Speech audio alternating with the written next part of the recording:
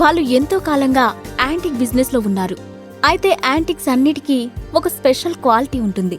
అవి ఎప్పుడూ నెగటివ్ ఎనర్జీని క్యారీ చేస్తూ ఉంటాయి. జనరల్ గా ఈ ఎనర్జీ అందరికీ కనబడదు.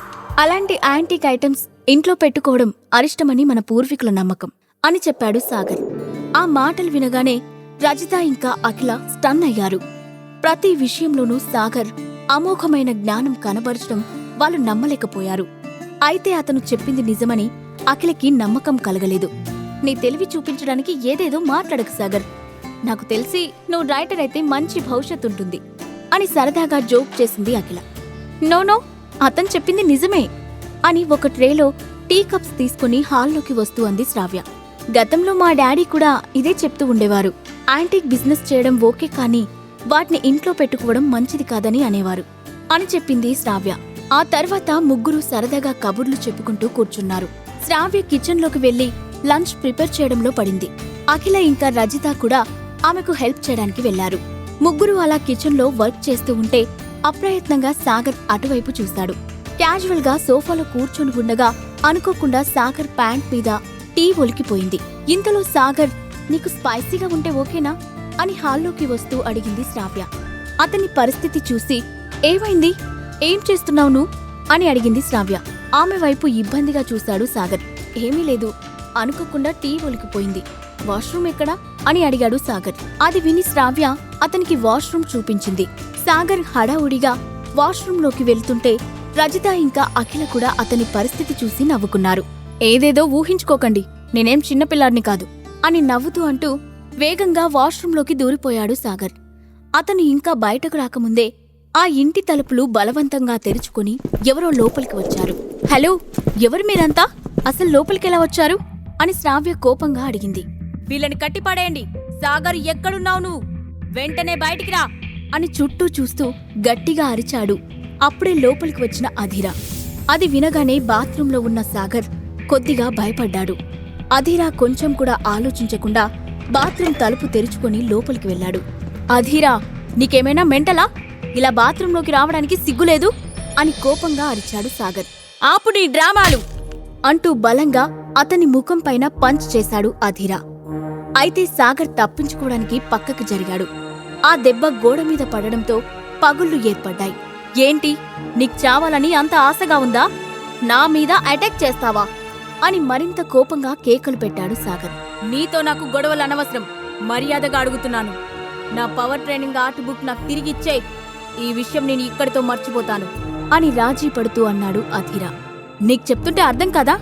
ఆ పుస్తకాలు ఎప్పుడు వెంట పెట్టుకుని తిరుగుతూ ఉంటానా ఏంటి అని వివరించాలని చూశాడు సాగర్. మర్యాదగా అడుగుతున్నాను, ఆర్ట్ బుక్ ఇచ్చేస్తే నీకే మంచిది.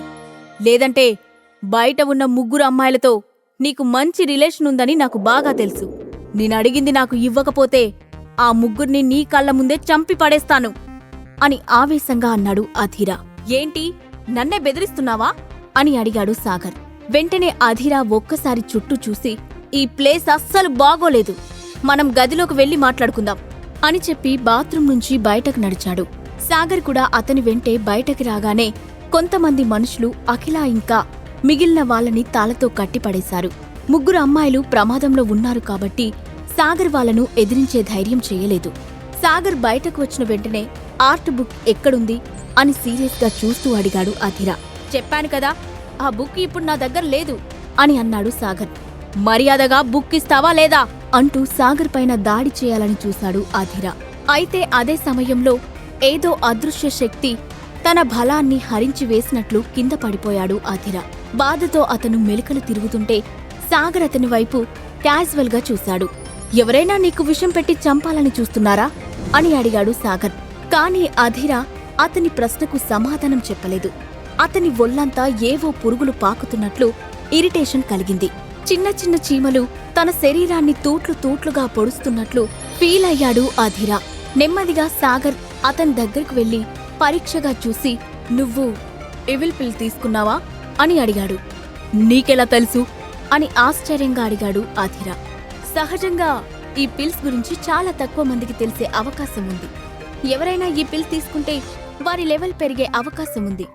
అయితే ఇందులో ఒక చిక్కేంటంటే, ఇలాంటి పిల్స్ 6 నెలలకి ఒకసారి మాత్రమే తీసుకోవాలి. ఐరన్ ఈవిల్ అలయన్స్ మాస్టర్ తన సభ్యులను కంట్రోల్ చేయడానికి ఈ పిల్స్ తీసుకుంటూ ఉంటాడు. నీ పరిస్థితి నాకు అర్థమైంది అధిరా. దీనికి విరుగుడు మందు నా దగ్గర ఉంది. అది నీకిస్తే మమ్మల్ని విడిచిపెడతావా అని అడిగాడు Sagar. In and out book లో ఈవిల్ పిల్ కి యాంటీడోట్ కూడా ఉండడం సాగర్ గుర్తు చేసుకున్నాడు.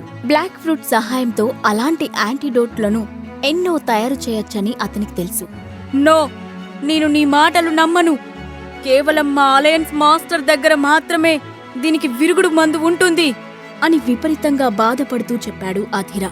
నువ్వు నమ్మినా నమ్మకపోయినా నాకనవసరం. నేను నీకు విరుగుడు మందిస్తే నువ్వు మమ్మల్ని విడిచిపెడతావా లేదా అది మాత్రం చెప్పు అని అడిగాడు సాగర్. సరే, డీల్. నేను బాధ తట్టుకోలేకపోతున్నాను. తొందరగా నన్ను కాపాడు అని ఇబ్బంది పడుతూ అన్నాడు అధిరా. నీకింకా 2 గంటల టైం ఉంది. కంగారు పడకు, నేనిప్పుడే వస్తాను, కొంచెం తట్టుకో అని చెప్పి ఆ ఇంటి నుంచి బయటకు వెళ్లాడు సాగర్. మరి అధిరాను సాగర్ కాపాడగలడా? తన దగ్గర ఉన్న బ్లాక్ ఫ్రూట్ అతనికి ఎంతవరకు ఉపయోగపడుతుంది? ఈ ప్రశ్నలకు సమాధానం నెక్స్ట్ ఎపిసోడ్లో తెలుసుకుందాం.